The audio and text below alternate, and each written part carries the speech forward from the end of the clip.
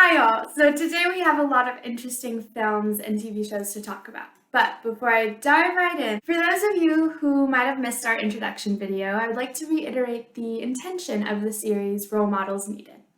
As a part of the DCP's new web series, Discovering Disability, Role Models Needed will be an opportunity for us to discuss instances of representation and misrepresentation of the disabled community in media, whether that be in movies, in TV shows, even in music videos. I look forward to having thoughtful, meaningful conversations with you guys as it pertains to representation and the importance of it, and I hope to gain some insight along the way as to what you, as our viewers, would like to discuss or learn more about.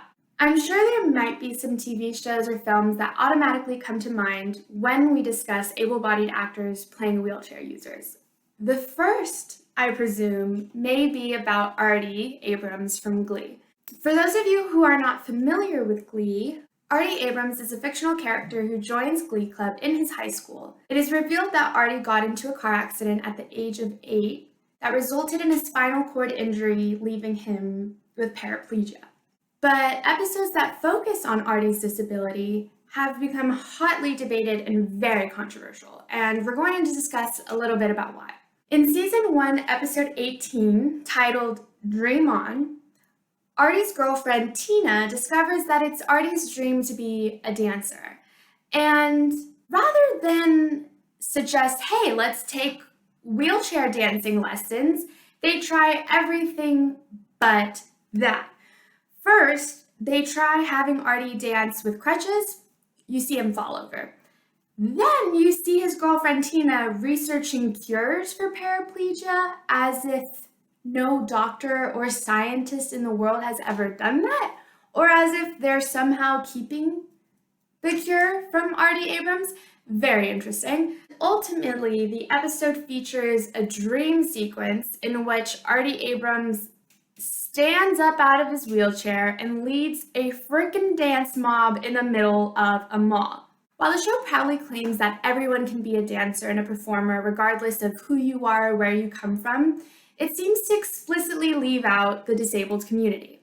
Not only was this episode offensive to the numerous very talented wheelchair dancers across the globe, it was also an example of how the show really backed itself into a corner. The fact that they had an able-bodied actor as Kevin McHale play a disabled character in a wheelchair, and he doesn't even know how to dance in a wheelchair. I mean, perhaps they had a consultant and they tried and it was just decided that he couldn't. But I find it very interesting that there's this notion that there were no disabled actors who were available for the job. Robert David Hall, a longtime cast member of the original CSI crime scene investigation, comments, "I think there's a fear of litigation, that a person with disabilities might slow down production and that viewers might feel uncomfortable.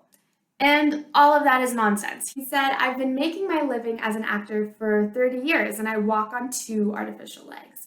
Fun fact, I actually just learned that Robert David Hall went to UCLA. So very cool, but kind of besides the point. Casting director Sheila Manning also noted that while there can be additional production expenses, such as hiring a translator for a deaf performer, it may cost a little more, but you should look at the positive reaction that networks are getting. And I think that more than offsets the costs. She also adds that it's just the morally right thing to do. Shows that choose to depict disability are often praised for it, under the argument that any representation is good representation, while still ignoring the criticisms of disability rights activists. There seems to be a misconception that there are no disabled actors out there capable of portraying themselves. In fact, when you research the decision-making behind opting for able-bodied actors, you often find answers like, "We chose to go with someone with the right energy," or rather, the right personality. An example of this can be found in the TV show Superstore, where an employee at the Cloud9 store named Garrett McNeil is paralyzed from the waist down, thereby using a wheelchair. And yet, the show time and again kind of circumnavigates around the topic of his disability, and they neglect to ever explicitly identify what his disability is. To me, it kind of just seems like a means to escape the necessity of accuracy in their storytelling, and yet they keep him around as a token for diversity's sake. Because listen to this. What makes me even more surprised, but I guess I shouldn't be, is the directors and producers had a discussion about losing the wheelchair and just having Garrett as is. And wait for it, they claim, but the heart of the show is diversity in the workplace. We want the show to be relatable, so why would we do that? Interesting. That's enough from me, but let me know what you guys think, and stay tuned for this part of the episode which focuses on the film Me Before You.